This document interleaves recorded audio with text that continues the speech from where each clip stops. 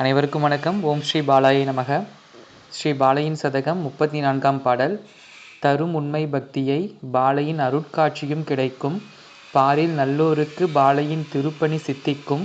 திரிபுர சுந்தரிதன் பொன்மகளாக அசுரர்களுக்கு முடிவாக தேவர்களுக்கு நிம்மதியாக தோன்றிய தேவி பாலை இருக்க பயமில்லை. பாடலின் பொருள் 33ஆம் பாடலின் தொடக்கமாகவும் இது இருக்கிறது. 33ஆம் பாடலில் பாலையின் வரவு எப்படி இருக்கும் என்று கூறியிருந்த கவிஞர், இதில் பாலையின் வரவால் உண்மை பக்தி சித்திக்கும் என்றும் பாலையின் அருட்காட்சியும் கிடைக்கும் என்றும் நல்லோருக்கு பாலையின் திருப்பணி செய்யக்கூடிய அரிய வாய்ப்பும் சித்திக்கும் என்றும் கூறுகிறார்.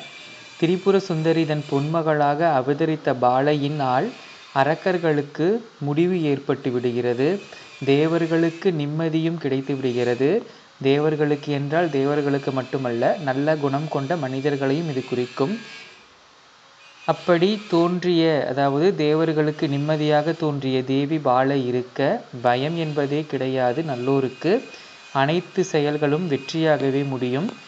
எந்த ஒரு இடையூறும் இல்லாமல் நல்ல சிந்தனை வளர்ந்து உலகமே செழிக்கும். இதுதான் அன்னை பாலையின் பெருமையை கூறக்கூடிய 34வது பாடலின் சாரம். அப்படிப்பட்ட அன்னையை வழிபாடு செய்வோம். அன்னையின் அருள் பெறுவோம். ஓம் சக்தி.